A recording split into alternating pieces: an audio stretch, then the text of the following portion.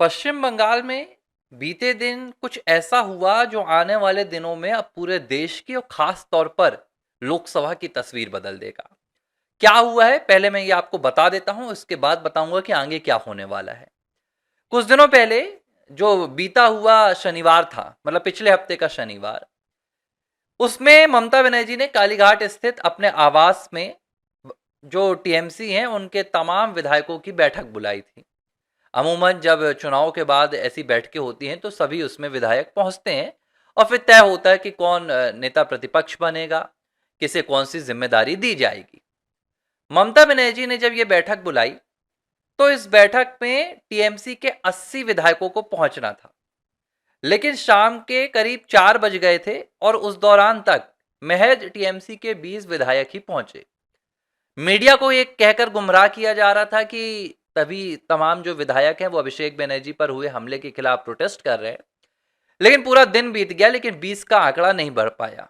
बाद में खबर निकल कर आई कि ये जो 60 विधायक यहां नहीं पहुंचे हैं, दरअसल अब ये कभी वहां नहीं पहुंचेंगे और उन्होंने टीएमसी के खिलाफ बगावत कर दी, या टीएमसी से ज्यादा मैं कहूं कि विशेष तौर पर ममता बनर्जी और उनके भतीजे अभिषेक बनर्जी के खिलाफ। दो चेहरे निकल कर आए। पहले का नाम था ऋतव्रत बनर्जी और दूसरे का संदीपन साहा। दोनों ने मिलकर कहा कि अब नेता प्रतिपक्ष का जो पद है वो हम तय करेंगे। बकायदा प्रक्रिया हुई। दोनों ने 58 विधायकों का साइन किया गया जो लेटर है वो स्पीकर को सौंपा और स्पीकर ने उन्हें नेता प्रतिपक्ष का दर्जा भी दे दिया। कुल मिलाकर विधानसभा में ममता बनर्जी टूट गई। विधानसभा में उनकी पार्टी पहले ही टूट गई। जब यह सब कुछ हो रहा था तो ममता बनर्जी को डर सताया और वो समझ भी गई कि ये टूट सिर्फ विधायकों तक अब सीमित नहीं रहेगी, क्योंकि जब एक बार भूचाल आता है, जब एक बार ये बगावत का तूफान खड़ा होता है तो ये बगावत का तूफान पूरी की पूरी सियासत ही खत्म कर देता है। ममता बनर्जी के साथ भी वैसा ही हुआ। बीते दिन ममता बनर्जी ने शुक्रवार को एक और बैठक आयोजित की। यह बैठक भी उनके कालीघाट स्थित आवास पर थी और इस बैठक में उन्होंने लोकसभा के 28 और 13 राज्यसभा के सांसदों को आमंत्रित किया था और खास तौर पर कहा था ममता बनर्जी ने कि सभी को आना है। लेकिन इस बैठक में बहुत बड़ा खेला हो गया, ऐसा खेला जो आने वाले दिनों में इस देश की लोकसभा की तस्वीर बदलने वाला है। इस पूरी बैठक में सिर्फ 3 सांसद पहुंचे, सिर्फ 3, और इन 3 सांसदों में भी एक सांसद तो उनके अपने भतीजे थे, अभिषेक बनर्जी। न सयोनी घोष पहुंची, न महुआ मोइत्रा पहुंची, कोई नहीं पहुंचा। सभी सांसद गायब हो गए। कितने गायब हो गए? 25 सांसद गायब हो गए। सवाल उठा कि ये कहां गए? कोई जानकारी नहीं आई। ममता बनर्जी ने कुछ कहा नहीं और इन सांसदों ने अब तक कोई जवाब नहीं दिया। जो 13 राज्यसभा के सांसद थे, उन 13 राज्यसभा के सांसदों में से सिर्फ 3 सांसद पहुंचे। एक कल्याण बनर्जी पहुंचे, एक दोला पहुंची और एक और सांसद पहुंचे थे। इसके अलावा वहां कोई नहीं पहुंचा। यानी कि कुल मिलाकर कितने सांसदों ने बगावत की? 25 लोकसभा के सांसदों ने बगावत कर दी और 9 से 10 राज्यसभा के सांसदों ने बगावत की, यानी कि 35 सांसद। अब देखिए, जिस तरीके से ऋतव्रत बनर्जी ने टीएमसी पर कब्जा कर लिया, तो क्या ये जो सांसद बगावत कर रहे हैं ये भी उसी टीएमसी का हिस्सा बनेंगे या कि किसी दूसरी पार्टी में विलय करेंगे? अब संभावनाएं और सोर्सेस क्या बता रहे हैं? देखिए, सोर्सेस का कहना है कि ये इंतजार कर रहे हैं भारतीय जनता पार्टी का।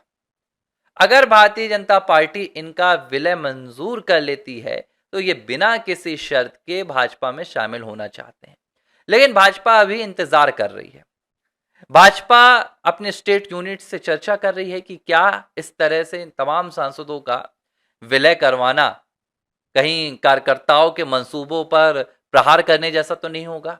कहीं ये जो पश्चिम बंगाल की जनता है जिन्होंने टीएमसी के खिलाफ मतदान दिया है, उन मतों का कहीं ना कहीं यह अपमान तो नहीं होगा? इसको लेकर पश्चिम बंगाल और दिल्ली दोनों के बीच में चर्चा चल रही है।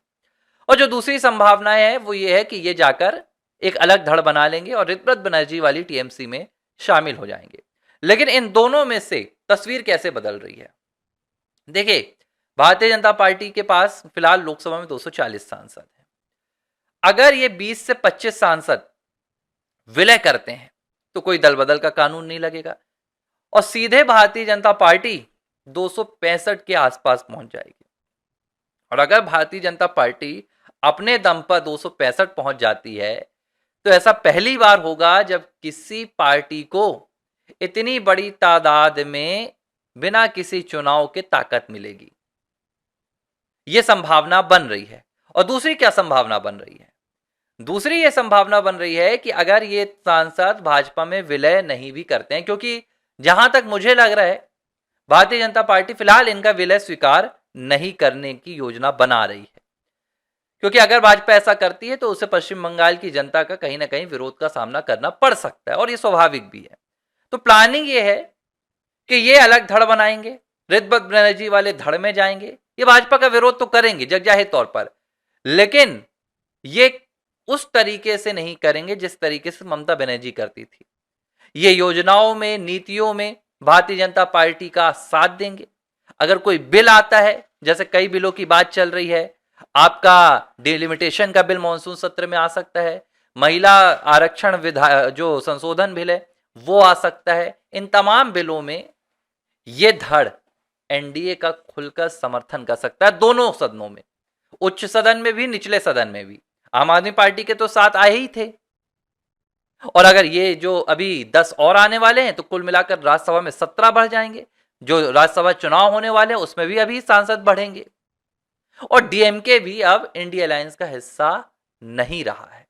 तो जाहिर सी बात है संसद के भीतर डीएमके भी या तो भाजपा को सपोर्ट करेगा, एनडीए को सपोर्ट करेगा, या एब्सेंस होके इनडायरेक्टली सपोर्ट करेगा।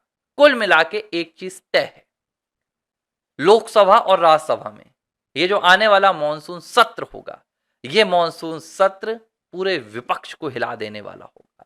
वो विपक्ष जो 2029 से पहले प्रधानमंत्री नरेंद्र मोदी को सत्ता से बाहर करने के ख्वाब देख रहा था, उसी विपक्ष ने प्रधानमंत्री नरेंद्र मोदी को 29 के चुनाव से पहले ही 2024 से भी ज्यादा ताकतवर बना दिया है।